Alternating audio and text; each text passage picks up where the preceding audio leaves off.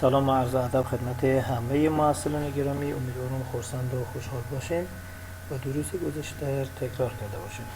ایضا فکر میکنم که امروز اشتباه نکنم جلسه 4 درس با شماست و طبق تقسیم اوقات هم لغات جدید و هم متن از کتاب و همچنان گرامر داریم. در قسمت متن کتاب ایضا جلسه قبلی عنوان تحت نام The Practice of Islamic Medicine خواندیم. امروز هم ریدینگ بعدی هم دقیقاً به همین عنوانه، یعنی تحت این عنوان دو درس مجزا آمده است و در قسمت گرامر هم مهمترین بخشی که همیشه سروی تاکید داشتم و میگفتم باید بفهمین بحث جمله سازی است و فرمول های خاص جمله که به اصطلاح گرامر به او سنتنس استراکچرز میگن یا ساختارهای فرمول های جمله هست که شما در جلسات قبلی با جمله آشنایی پیدا کردین که جمله چیز چند داریم. بعد حالا که بیم جمله درست بنویسیم و بتونیم فرمولای حفظ کنیم، امروز بحث میکنیم تحت روی از این مسئله. خب نخست این ایضا به قسمت نیو ورز یا لغات جدید و کتاب خود باز میکنیم. صفحه 163. خب من این لغات را ایضا میخونم و معنا میکنم و شما هم هر لغتی که نمیفهمیدین یا میشه که یادداشت بگیریم خودتون. صفحه 163 لغتی که نمیفهمیدین معنی رو میتونیم که یادداشت بگیریم. امفتامین یک نوع داروی امفتامین میگن، اسمی در واقع اسم طبیه. انتی دیپرسنت ضد افسردگی، انتی دیپرسنت ضد افسردگی. بند اید یعنی بنداج به اصطلاح ما شما که بسته میکنین جای زخم چیزی. بد تاکس یعنی نشینگاه یا کفل هم روی میگن، کفل هم میگن ایرانیه، نشینگاه یا کفل. کف این تلفظ نمیشه ایزا، کف یعنی ساق پا. کاکلی حلزون گوش یا امور نرمه گوش یا دله گوش. کورتیزون یک نوع هورمونیه که روی بازم کورتیزون میگیم. دیفند یعنی متوفا یا به اصطلاح مرده میشه بگیم، جسد مرده متوفا، دیفند. جنولوژی یعنی شجره‌نامه یا سلسله میتونیم نام کنیم. هیل پاشنه پا یا کوره پا که میگیم. اینستپ روی پا، اینستپ قسمت روی پا میگم، اینستپ. لاسیتیود یعنی سستی، سستی. نارسلینگ شیرخوارگی، نارسلینگ شیرخواره هم معنا میده. نارسلینگ دوران شیرخوارگی یا شیرخواره. اولفاکتوری بویایی، منظور حس بویایی میباشه ایزا. اولفاکتوری بویایی. پربلایند نیمه کور کسایی که کاملا کور نیستن ولی متاسفانه بسیار با مشکل میبینن یا خیلی کم میبینن، اونا رو پربلایند میگن یا نیمه کور.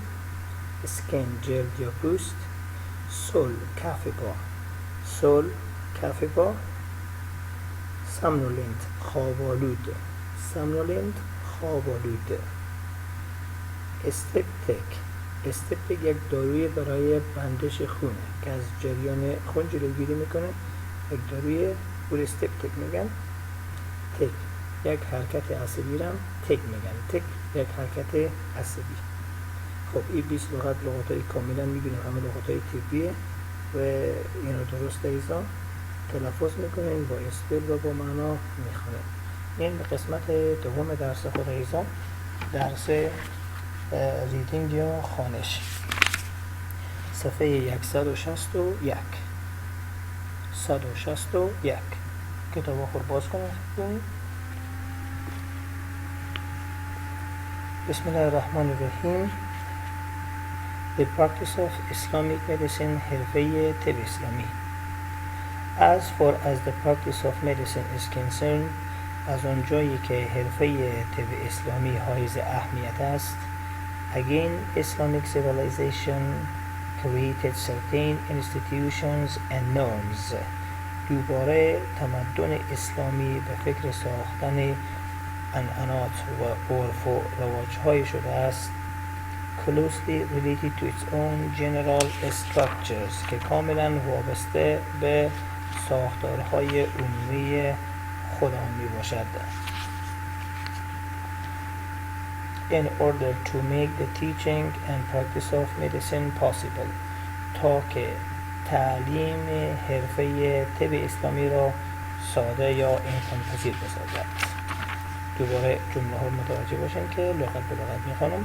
As far as از آن جایی که the practice of medicine حرفه طب اسلامی یا حرفه طب is concerned حائز اهمیت است، ارزش داره again Islamic civilization به همون خاطر چون ارزش داره دوباره تمدن اسلامی created ساخته است certain institutions and norms یک سلسله مؤسسات یا سازمان ها یا نهادها و نرم ها را یعنی سازمان ها و نهادهایی را ساخته است که closely related که کاملا بستگی دارد یا ارتباط میگیرد to its own general structures پس کاملا ارتباط میگیرد به ساختارهای عمومی خود آنها in order to make the teaching تا این که بسازد تعلیم دادن را یا درس دادن را and practice of medicine و تمرین یا حرفه طب اسلامی را possible امکان پذیر. Gradually آهسته آهسته یا به تدریج the figure of physician نماد یک پزشک who had originally been usually of Christian که معمولاً طبق معمول مسیحی می بوده است Jewish or even Zoroastrian یا یهودی می باشد همو خود پزشک و یا از اشخاصی که اونا زردشتی می گفتن یا از این گروه ها بودن background or actually a member of these communities که سابقه زردشتی یهودی یا مسیحی داشتن و یا عضوی از این انجمن‌ها یا اشخاص بودن یا از این گروه بودن became totally Muslimized و هر حال هر کدام از اینا کاملا مسلمان می شدن یعنی بس یک شخصی که به نماد پزشک ایفای وظیفه میکرد حالا چی یهودی بود چی مسیحی بود چی زردشتی در واقع سابقه یا ریشه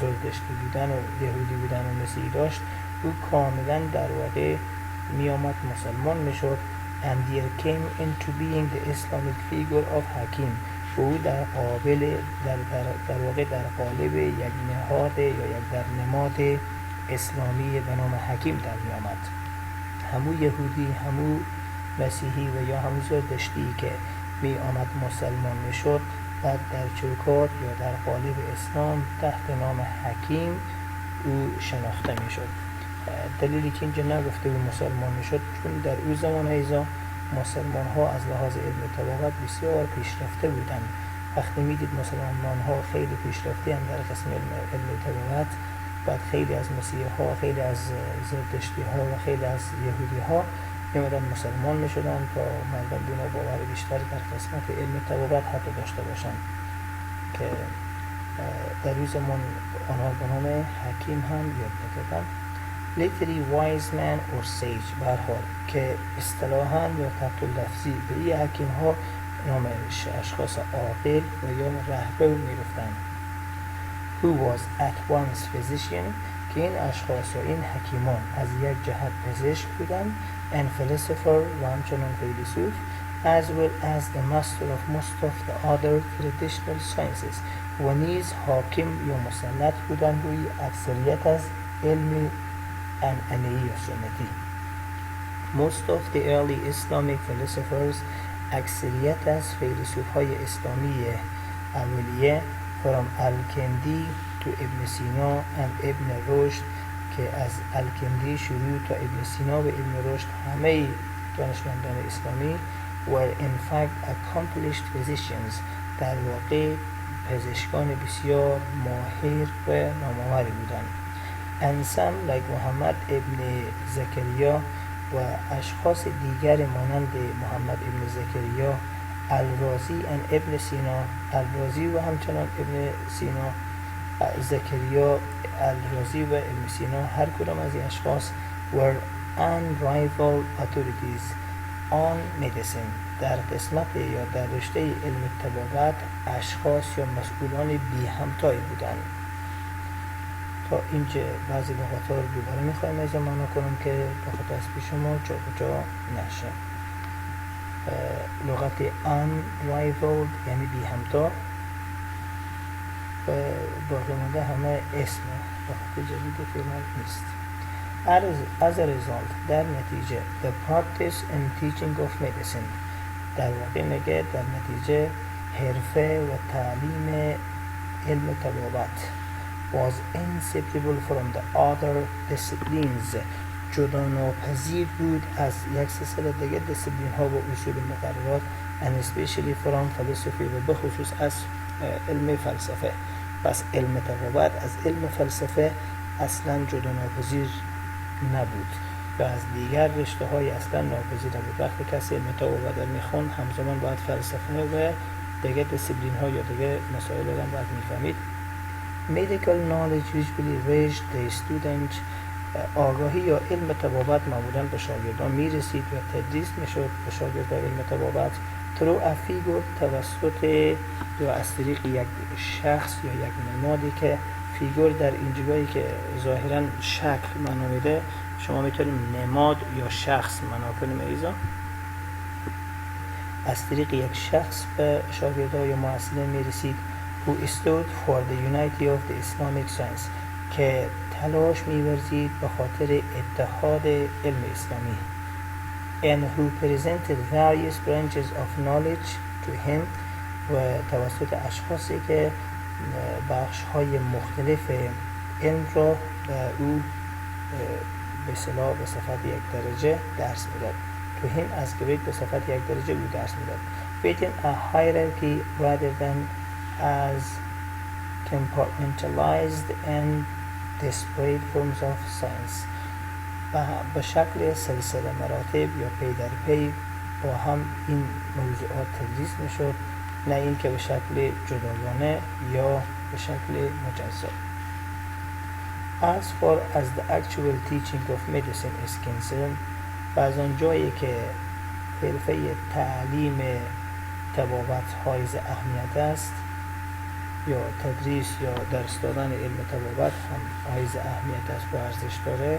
Although its general principles were taught in مدرسه، گرچه اصول کلی علم طبابت در داخل مدارس یا مدرسه ها تدریس می شد، most of the clinical aspects اکثریت از ابعاد کلینیکی as well as surgery, pharmacology and the like و نیز جراحی، فارماکولوژی و امثالهم were taught in the hospitals. این رشته ها نیز یا این مضامین نیز در داخل شفاخانه های تدریس می شد to which usually a medical school was added که در آن شفاخانه یک مکتب تعلیمی هم به او اضافه می شد.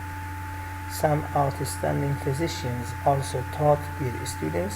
بعضی از پزشکان بسیار برجسته یا ماهر شاگردان خود را نیز درس می دادند in private circles در حلقه های خصوصی at their homes در خانه هایشان or other places یا در جاهای دیگری که especially designated for such meetings که برای چنین ملاقات یا برای چنین برنامه طراحی شده بودند. مکانها A great deal of instructions also took place in family circles. به حد زیاد دستورات یا تعلیمات طبی نیز صورت می‌گرفت در بین حلقه های فامیلی or in private dispensaries or apothecaries یا در داروخانه های شخصی و یا در بین مکان‌های داروسازی شخصی especially as far as pharmacology was concerned و خصوص فارماکولوژی که حائز اهمیت بود.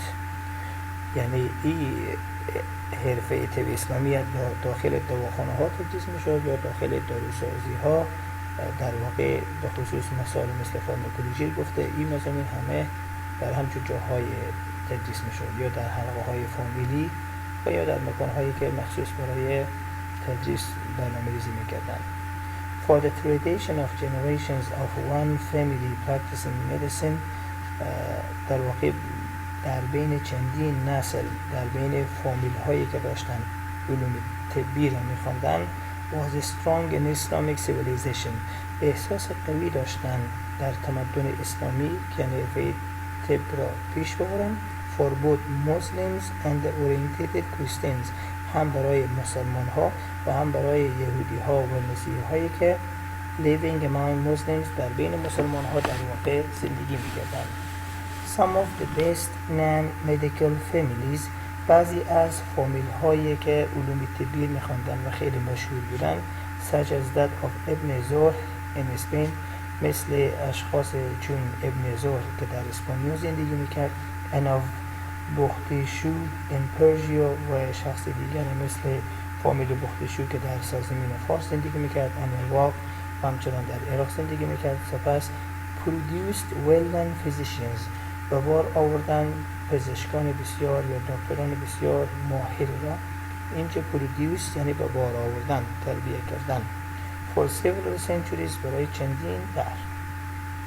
The institution of the hospital was inherited، یعنی نهاد یک شفاخانه به میراث میماند by Muslims توسط مسلمان ها from both the Persians and the Byzantines، هم از بین فارسی زبان ها و هم از بین بایزنتیز هاست که یک نژاد و یک قوم است. بایزنتیز already before the rise of Islam، قبل از ظهور اسلام the hospital at جودیشاپور، شفاخانه ای که در جودیشاپور بود near the present Persian city of اهواز، نزدیک شهر کنونی اهواز که در ایران هست was a major medical institution، یک نهاد طبی بسیار بزرگی بود in which که در این نهاد و در این سازمان in addition to the care of patients، علاوه بر حفاظت یا توجه به مریضان medical instructions was carried out on an expensive basis، تعلیمات طبی نیز صورت می‌گرفت به حد زیاد. In fact در حقیقت this hospital and medical school complex، در واقع این شفاخانه و مکاتب تعلیمی پیچیده دیگر was the main link of transmission of Greco-Alexandrian، در واقع پل قوی ارتباطی بین یونانی ها و اسکندری ها بود as well as Indian and Persian medicine to Islam، و نیز در واقع یک پل ارتباطی بین طب فارسی زبان ها و هندو ها بود در اسلام. There were also hospitals established by Byzantines in their eastern provinces، و نیز شفاخانه های دیگری تأسیس شده بود توسط بیزانس ها یا بایزنتینز که میگن، اما بیزانس ها یک گروهی هستن توسط اینها تأسیس شده بود شفاخانه ها in their eastern provinces، در قلمرو شرقیشان یا در ولایات شرقیشان such as Syria which became rapidly integrated into the Islamic world، به مثل سوریه که در واقع بسیار سریع به جهان اسلام گروید یا یکجا شد. در این دیدیم که ایزا لغات های طبی آنقدر هم زیاد نبود، لغات های عمومی داشت و جز 5-6 لغاتی که اگر مشکل بود و جدید بود دیگه هم خیلی طولانی نبود.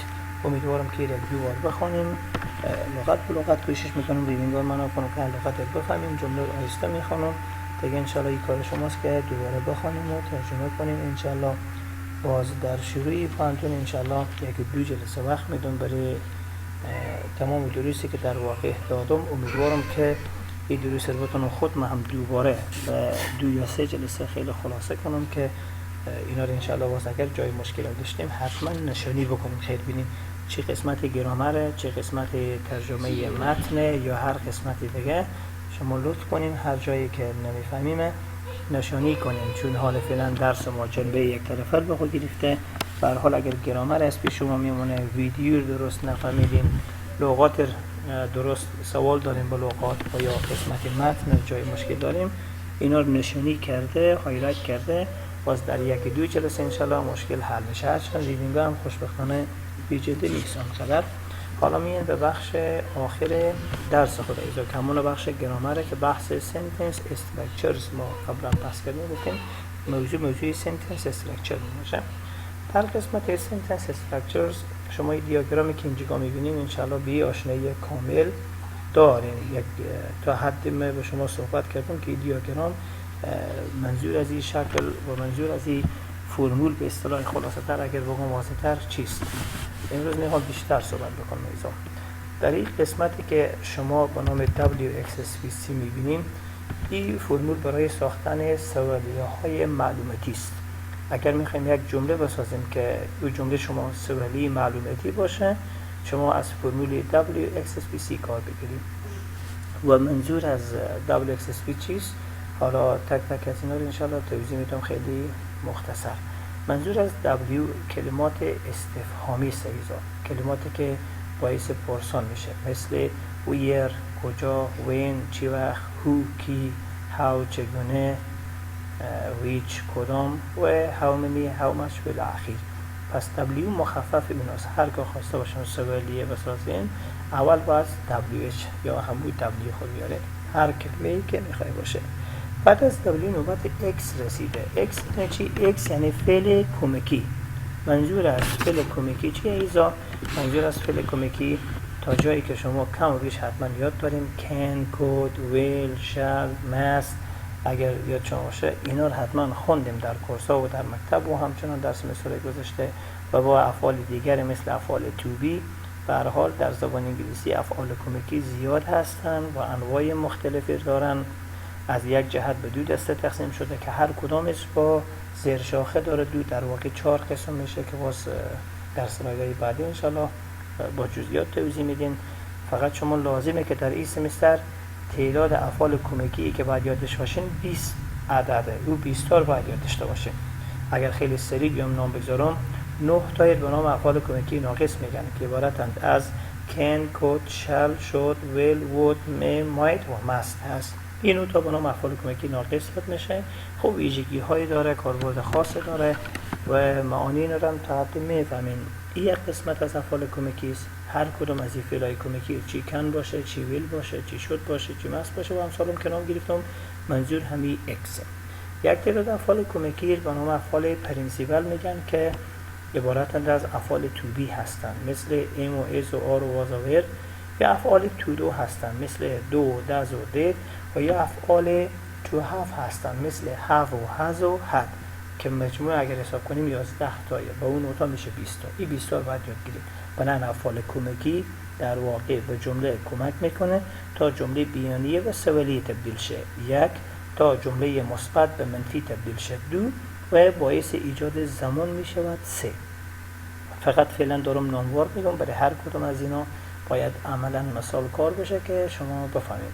خب به هر حال فهمیدیم X یعنی فعل کمکی و فعل کمکی رو هم چند تا نام بردم که از این 20 تا حالا هر کدوم حضور ذهن داریم فعلا کافیه. سومین کلمه ای که به نام S یاد میشه S یعنی subject. شما subject با جزئیات تقریبا یاد دارین. فاعل کلمه است که قبل از فعل میایه، با فعل موافقت داره، جمله درباره آن بحث میکنه، میتونه یک یا چند کلمه باشه. به هر حال و ما قبلا چند مثال درباره این سابجکت کار کردیم. و یکی بعدی V یعنی verb، مخفف V مخفف verb هست یعنی فعل اصلی. مثلا go، come، teach، work این همه فعل اصلیه که ساده ترین کلمه اصلا نیاز به بحث نیست. باز 2 رقم فعل اصلی داریم که بعدا با جزئیات خواهم خواند. با هم انشالله باز بیشتر با جزئیات میریم. و قسمت آخر از این که سی نوشته شده، سی مخفف کامپلمنته و کامپلمنت یعنی تکمیل کننده و شما تکمیل کننده رو فهمیدیم که یعنی او کلماتی که باعث کامل شدن یا تکمیل شدن معنای جمله میکنه و با هر چندی هم جزء قسمت داره و فرمول داره. فعلا شما فهمیدیم سی یعنی تکمیل کننده. تکمیل کننده یعنی کلماتی که معنای جمله رو کامل میکنه. پس WXSVC این فرمول برای ساختن سوالیه های معلوماتی است. حالا 4 فرمول بالایی اصلا من نگویم شما یاد داریم چون همه تکرار شد. مثلا برای ساختن سوالیه های بله نخیر یا yes no question فرمول چیه؟ XSVC یعنی فعل کمکی، فاعل، فعل اصلی و تکمیل کننده. فقط W نداره. تمام دیگه کل صحبتایی که کردین این چیزه.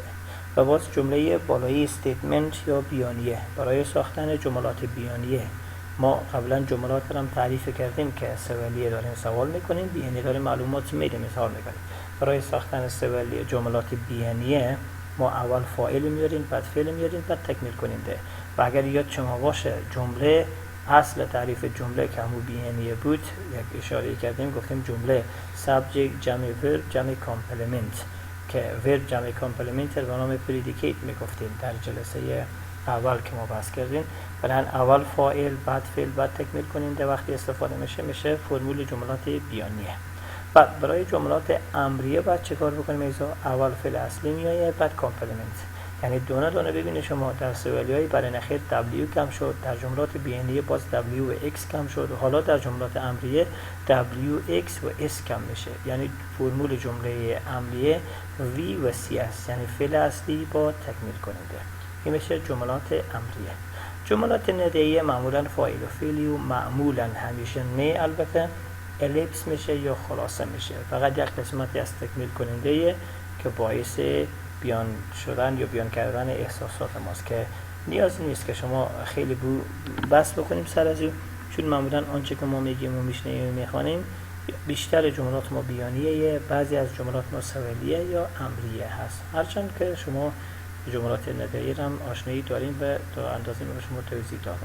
خب اگر خواسته باشیم اینا رو حالی یک کمی چند مثال خواسته باشیم عملی کار بکنیم نیزا، این مثالی که بعدی میین این فرمول همون فرمول قبلیه، اینجا گفتم به شکل عملی چند تا مثال رو با شما کار بکنم.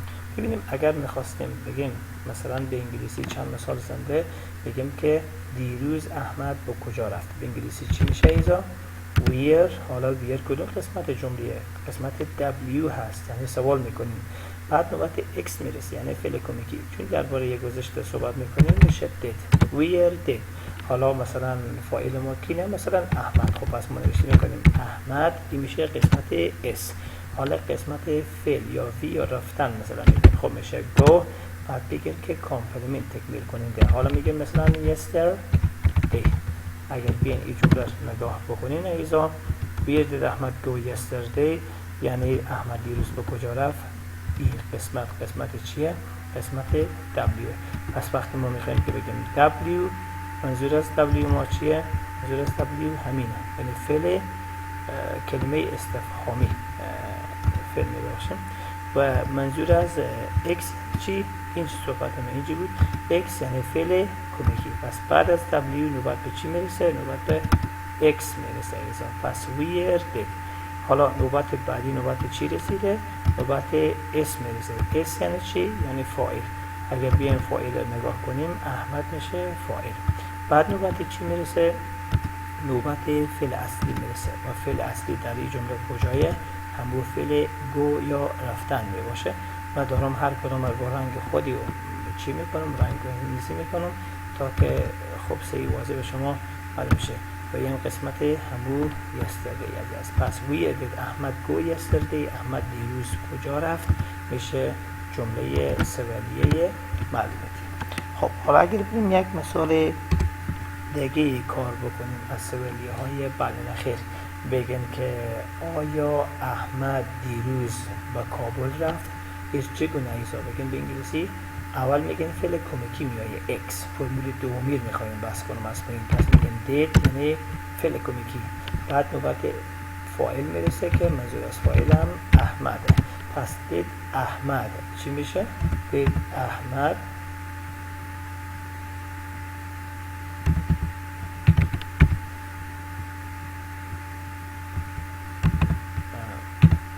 اسپلر درست کنین ایزا. خب حالا باشه did احمد go to کابل yesterday، یعنی چی؟ یعنی آیا دیروز احمد به کابل رفت. حالا این قسمت جمله رو اگر بیم نگاه بکنیم میشه X S V و کلی قسمت میشه چی؟ کلی قسمت میشه C ایزا. پس تکمیل کننده که دو قسمت جمله این قسمته. شما ببینید اگر به معنا هم نگاه بکنیم میشه ما داریم در واقع معنای جمله خود کامل میکنیم. چگونه کامل میکنیم؟ با اضافه کردن به کابل دیروز. این سه کلمه وقتی به جمله اضافه میکنیم معنای جمله کامل میشه. اگر بگیم did احمد go، آیا احمد رفت؟ خب احمد کجا رفت؟ چی وقت رفت؟ معنای جمله خیلی کاملیه. بنابراین این سه چیز باعث میشه که جمله معنای کامل بشه. پس go مثلا to کابل yesterday، این سه کلمه میشه کامپلمنت، این قسمت میشه فعل جمله، این میشه فاعل جمله، این میشه فعل کمکی. به هر حال پس ما میگیم که did احمد go to کابل yesterday، هر کدوم از این یک قسمت خاصی از جمله باشه که میشه سوالیه. بله نه خیر. حالا میایم به قسمت جملات بیانیه. اگر بگیم که ما به کابل می رویم، یک جمله بیانیه خواسته باشین، بیر به انگلیسی چی رقم باید بگیم به نظر شما ایزا؟ همزمان که دارم کار میکنم رنگ‌آمیزی رو انجام میدم که باز بعداً بفهمید. خب ما مثلا به کابل می رویم. We go to کابل مثلا today.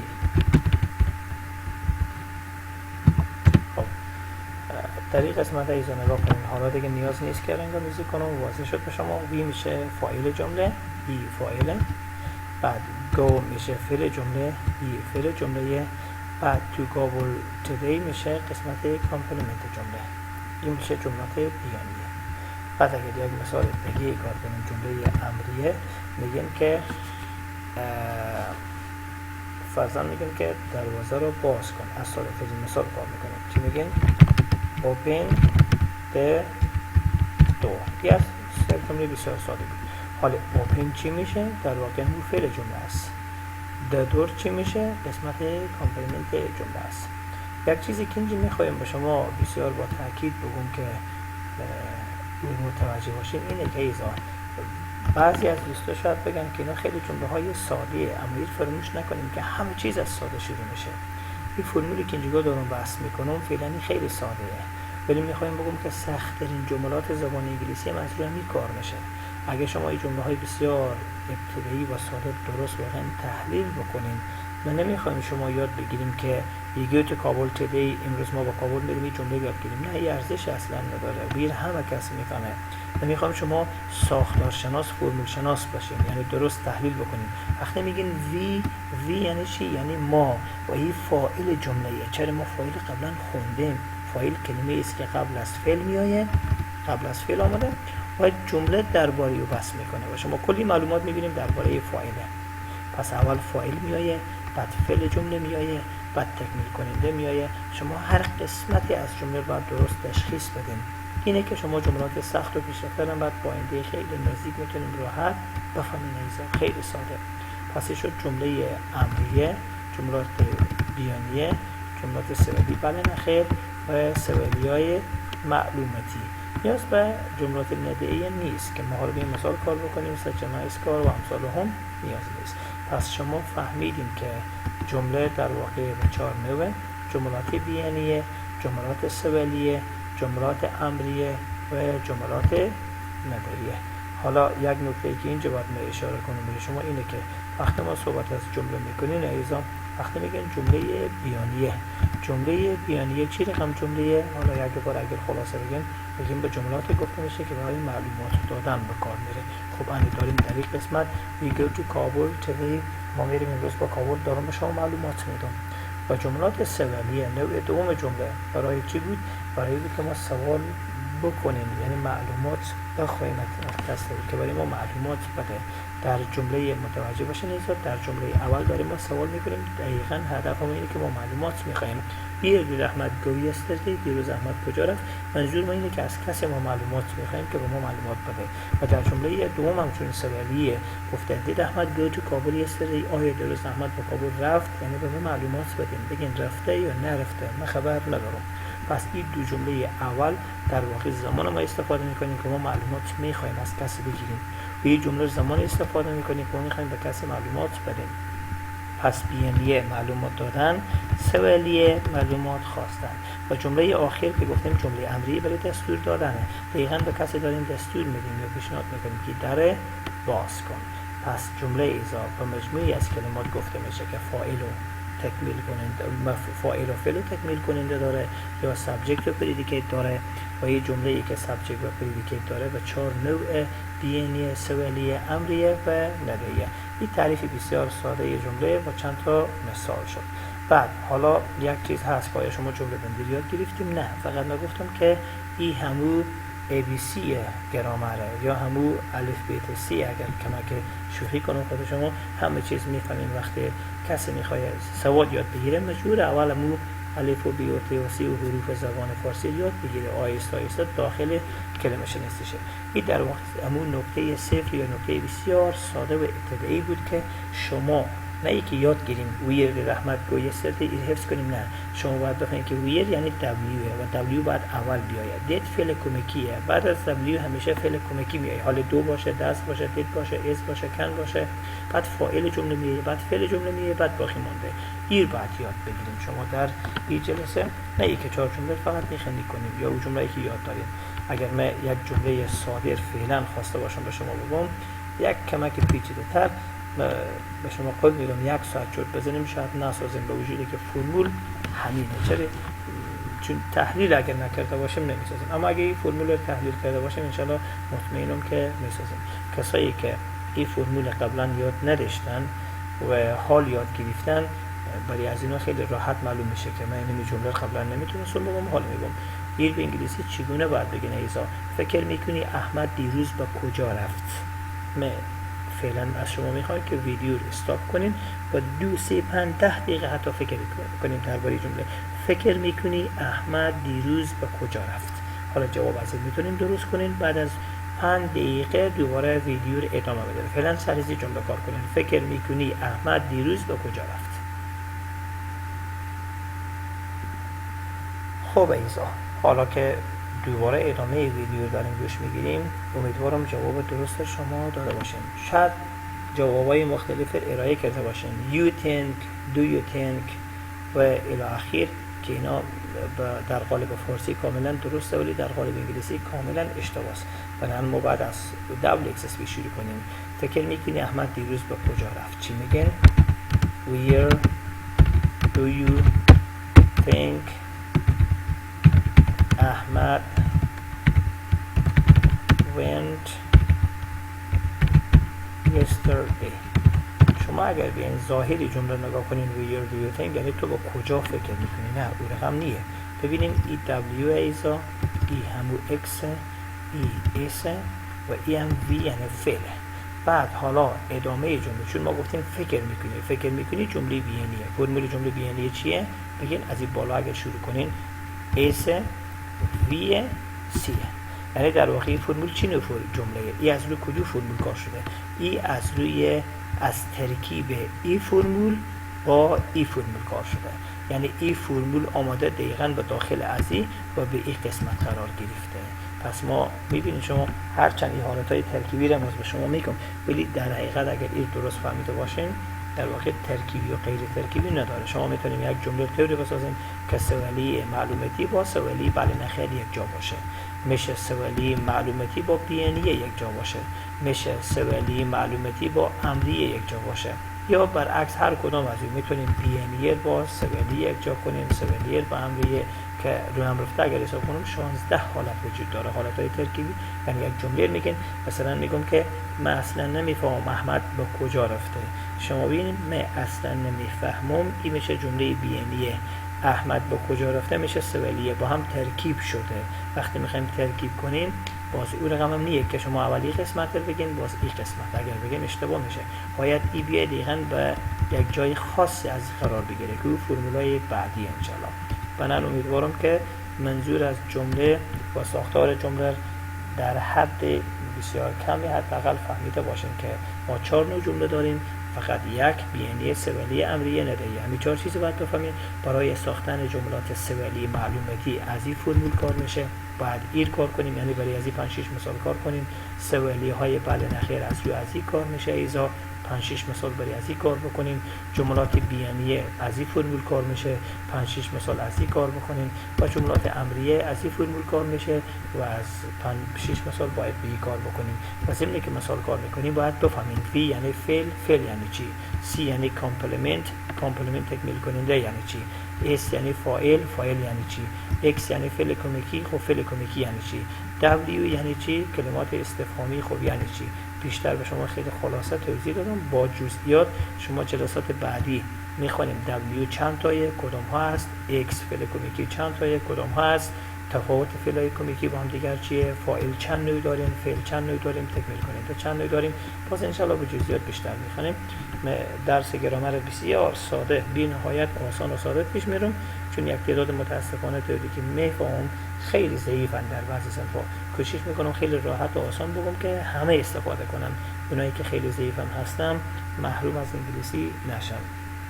به فعلا درس اینجا توقف میدم. ایسا روز خوشت به شما خانم. امیدوارم که دروس خیلی آهسته پیش میرم، چون به شکل ویدیویی ایسا حضوری نیست. بنابراین امیدوارم که شما دروس خود بسیار با جدیت پیش ببرین. خداوند یارو نگهدار شما، موفق باشیم تا جلسه بعدی. یک چیز فراموش نکنم که حتما این کارخانگی خیلی بینیم انجام بدیم، یعنی برای هر کدوم از این فرمولات چند مثال انشالله کار بکنیم که باز شاید به شکل حضوری هر زمانی که به پانتون حاضر بشین این کارخانگی هایی که اینجا میگم باز به یک جلسه در آخر از شما میخوایم. باز کسی نگه که من خبر نبودم، دقیقا من ایسا دارم ثبت دارم. به هر کدوم از این چند تا مثال بیانیه، چند تا مثال سوالیه، چند تا جمله امریه شما در این روزا بیکاریم بسازیم. کسایی که انگلیسی اینا خوبه جمله های ثقیل‌تری بسازن، کسایی که انگلیسی اینا ضعیف‌تر جمله ها ساده‌تری بسازن. به هر حال کوشش کنیم سر جمله بندی کار بکنیم. موفق باشین. خداحافظ و نگهدار شما.